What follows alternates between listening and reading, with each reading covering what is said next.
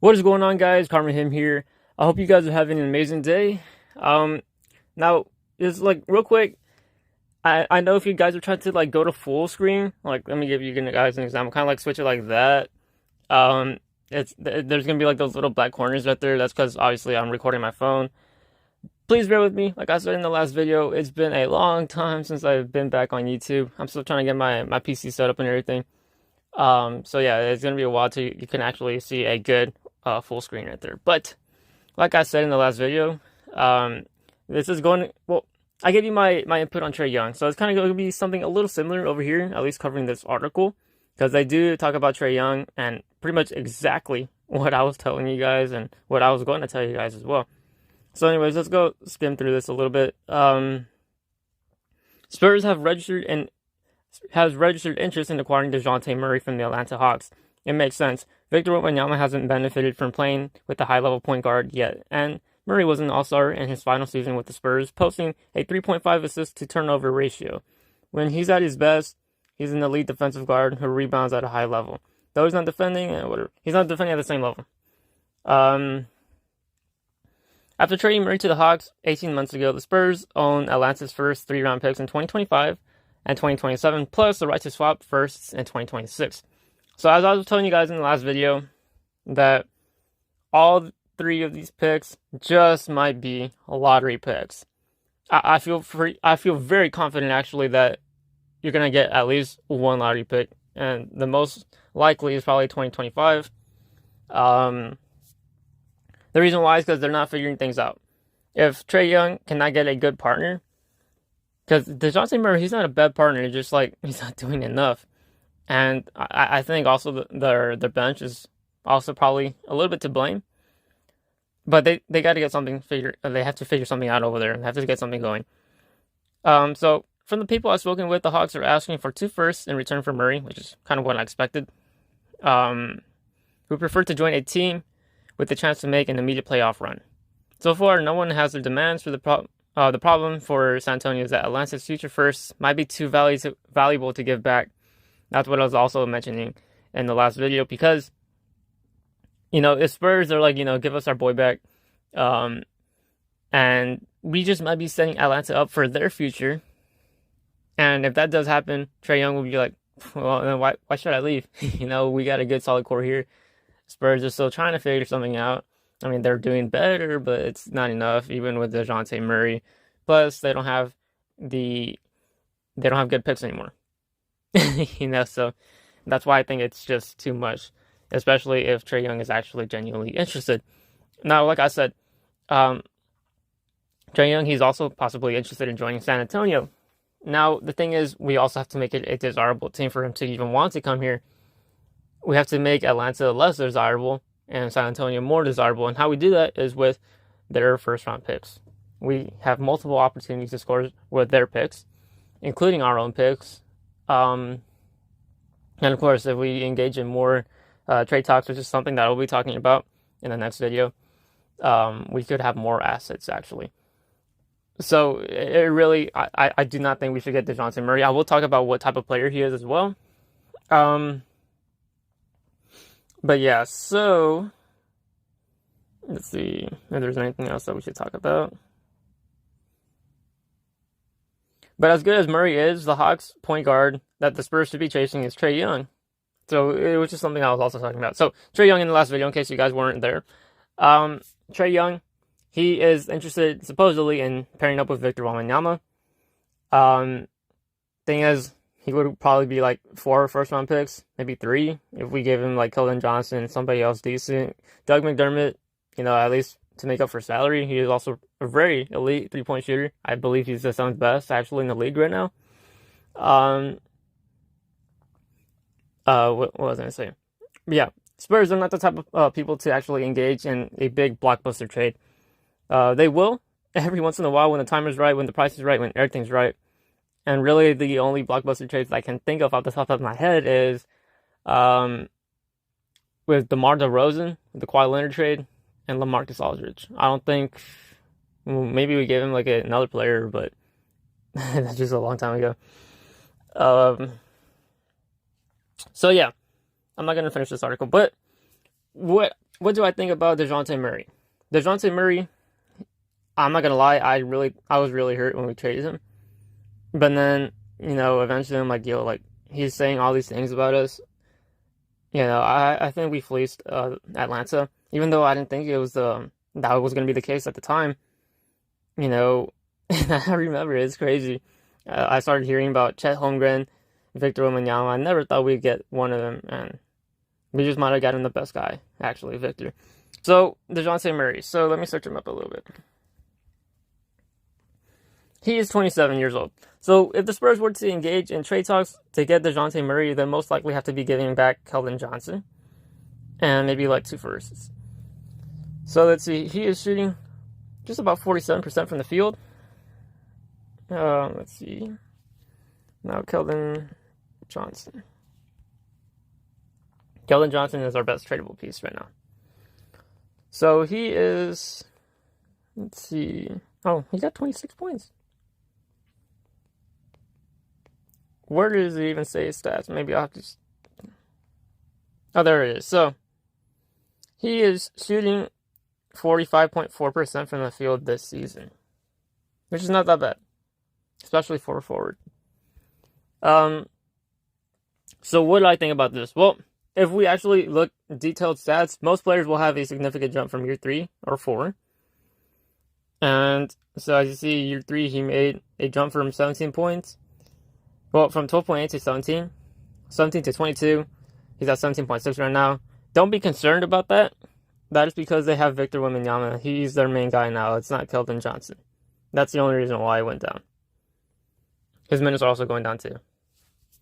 Because he's playing the bench right now. So let's look at Dejounte Murray. His stats. Let's compare them. He's shooting 47% from the field. He has just about 5 assists and just under 5 boards. 21 points per game. Obviously, he's scoring more. He's like their second option over there. Arguably third. Now that Jalen Johnson is going off. So you're going to see more consistent scoring from this guy than Keldon Johnson. Especially, like I said, he's coming off from the bench now. They have Julian Champagnie replacing him in the starting lineup. Champagnie, he's good sometimes and then he's bad.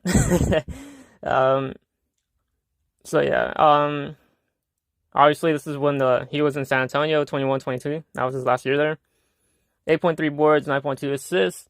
That's why a lot of people wonder, he's like, yo, he's going to be throwing the lobs to Victor. No, he's not. He's not the type of guy. He would have done it already in Atlanta if he was that type of guy. And you could argue that Trae Young is the reason why he's not doing that. He's not their main playmaker, Dejounte Murray. But when Trae Young's on the floor, even then, I don't see Dejounte Murray even doing something like that too. They're like throwing lobs to Clint Capella or Jalen Johnson or something. He's not that type of guard. Even then, if you look at NBA.com, you will see that when he was in San Antonio for his last year, 2021, 2022, he was averaging actually less passes than his teammate that was coming off the bench, Tre Jones. So Tre Jones, he is not that bad either. Let's look at his stats. That kind of looks weird right there for the stats right there. But he had this 30-point game. 9 rebounds and 4 assists. He's having, good assists. I mean, obviously that 2 does stick out a little bit, but he's coming off the bench there. He is playing against Boston, so it's going to be hard for somebody to actually hit their shots against elite players. But let's look more detailed stats. So, I'm not going to lie. I had a parlay in this guy. And on Chicago, I was expecting him to get less than freaking 10 rebounds and assists. Because Victor was not there. He's going to throw his lobs to Victor and everything every now and then. And all of a sudden, this dude just grabs 9 boards and 4 assists. Like, what the heck? I was expecting that maybe Devin Vassell would go off, but he just had a bad game. But this guy, he did not have a bad game. Shooting 77% from the field that game. He was 4 for 4 and 7 for 7 at one point, I think, in the first half. And then I think he's like 4 for 4 from the free throw. Like, this guy had a perfect shooting half. Obviously, that's not the case during the second half, but he was still very efficient. Just about 67% from the 3 and 100% from the free throw. Like, that is just amazing. He just turned into Jalen Brunson. Now, I'm not saying that he's going to, always be Jalen Brunson, But this guy is showing true potential once he's inputted in the freaking starting lineup. Ever since he was in Milwaukee, he started doing great. 18 points, 18, 11. You could argue that in Charlotte, it's not like that wasn't his fault really, because it was a freaking blowout. By the time the fourth quarter was around, they had the freaking they had the bench line up there. This guy is doing great. Now I'm not saying like, oh yes, like we should have him. He's gonna be this amazing point guard. He just might be, but right now, obviously, he's not playing at your all-star level. He could be eventually, but when that is, I don't know. But for sure, you're gonna want a proven elite point guard, and that's why a lot of people are saying get Dejounte Murray, get Trae Young. I still say no to both of them. So why Dejounte Murray? I already explained why no to Trae Young, and it's gonna be kind of similar to what I said in the last video with Dejounte Murray. You're not gonna want to give Atlanta back their picks because they're gonna be too valuable. I did have a commentary on my last video saying like, yo, I can't see the Spurs trading their pick for 2 to 3 years, and I totally agree with him. They're just valuable picks. But like I said, I know a lot about the Spurs. I've been a big Spurs fan for like 11 plus years. Actually, I think I've been a fan, like a big fan actually, since 2012. I really know how they think. And now I'm not saying like I know for sure I am right. I could be wrong. They could throw me a curveball, but the reason why I don't think that they're gonna get Dejounte Murray is because they want a guy that does absolutely everything that it takes to win. And he does not do that. So he pushed the ref in the playoff run, got suspended for Game 5. Obviously, that's going to be very costly, especially let's say we traded Trey Jones and Keldon Johnson for this guy. Now we got nobody to run our offense. And then when he left, which it became very controversial, he started dissing our organization. Now, there was some other stuff, but this guy's saying, bye, little birdie. Bye, little birdie. And he's like, yo, like, the way that system's set up, you're going to be losing for the next 15 years. Bomb big in basketball. He's dissing everybody. He's dissing the Spurs. He's dissing the fans. He's dissing everybody. This guy is cruel. I'm not saying, like, yo, let's, like, forgive him and, like, or just forget about it, right? Now, a lot of people are saying, yo, it's okay, like leave the past in the past. We're going to turn the book and start a new chapter right here. No, we're not going to do that. And I'm not really saying let's be butthurt about it. It's just like what was said in the article and, what my commentator said. He might be a subscriber, I don't know. He commented on the video. I really don't see the Spurs trading their picks. They're too valuable. Maybe, like, they could trade the Boston pick. Boston's going to be doing good. You probably, at the lowest, get like a 20th pick from that. Especially, I think it's a 2028 pick. So, Boston, they're a good team right now. They're going to be good for a couple years. I just don't see it, to be honest. He's not doing what it takes to win. When he was put in the bench unit, he's like, yo, why are you doing that? Like, I'm great and everything. He got mad. He threw a fit. So, let's say we do get him. We still do have Trey Jones. Trey Jones, he's a great point guard. You can't rely on him consistently for scoring, but he's going to give you some respectable numbers. And, he's going to facilitate the offense pretty well. He makes the good reads. The only thing I didn't like is that he passed it to Sohan during the Milwaukee game. And Sohan, he knows he's not this great shooter. He took the shot, and really, I blame Sohan for the reason why we lost in Milwaukee than Trey Jones, even though he took the last shot. Trey Jones, he could knock down that shot. Sohan, you never know if he's going to make it. I'm not trying to disrespect Sohan. It just, he's known more for his defense than his offense. So, if I were the Spurs, and I had the opportunity, let's say Dejounte is coming back, like, yo, like, you got Vic now? That's great. Can I come back now? I'm sorry, man. I'm just not doing that. And I will go on, like, saying, like, okay, like, in some future videos, I will talk a little bit more in depth. They are some great prospects. Even though people are saying, like, yo, this is going to be a weak draft, I don't think it's as weak as people are claiming it to be. There are some great people. And obviously, if you have the higher pick, the chances of you getting somebody great is significantly higher. And luckily for the Spurs, they're in that right position. They're gonna get 2 lottery picks thanks to the Jakob Poeltl trade. I like to call him Jacob. I don't care. We get the Toronto pick, and of course our own first round pick. Ours is gonna be better because obviously we're the worst team. We're tied currently right now with Washington for second worst record in the league. But then depending on how Toronto does, and I pray that we get the 7th pick because that's the best outcome really.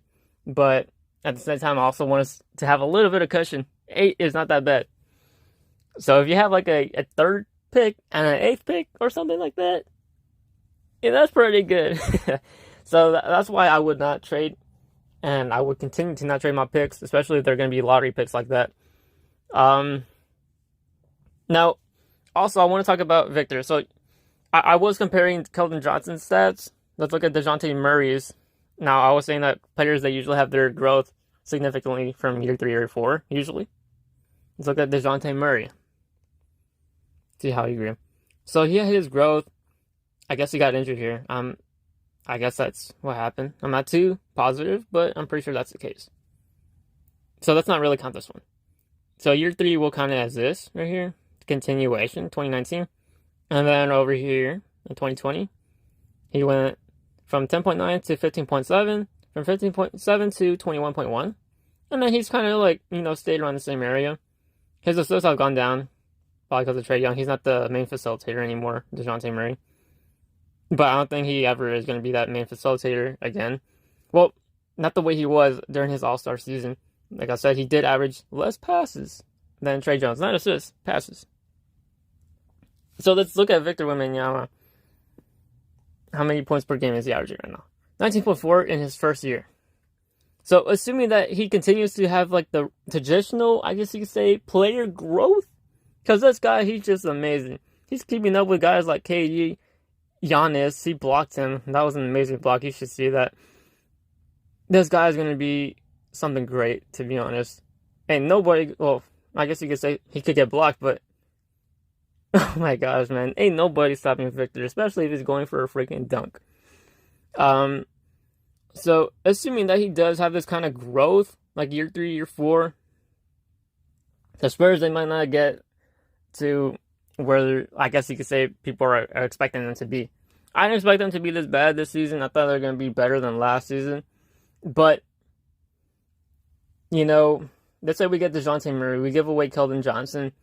Let's say we actually get something going around year 3 or 4. By that time, Dejounte Murray is going to be 30, 31. He's not really fitting this timeline as well as he was. As we're already seeing Klay Thompson, what? He's 33, I think. 33, and people are saying he's washed. Like, he's posting okay numbers. Obviously, the 42.5 is, could be better. I never expected this to happen to one of the greatest shooters of all time, especially at this age. But, people can get washed like that. Dejounte Murray, he never was this elite player that Klay once was. But he is great. So if it could happen to one of the greatest shooters of all time, shouldn't we lower our expectations for Dejounte Murray?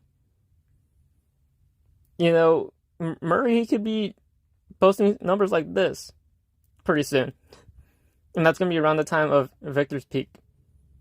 So, really, I think we should keep Keldon Johnson. He fits the timeline more. 3 or 4 years from now, he's going to be 27, 28. And he's also going to be just around his prime.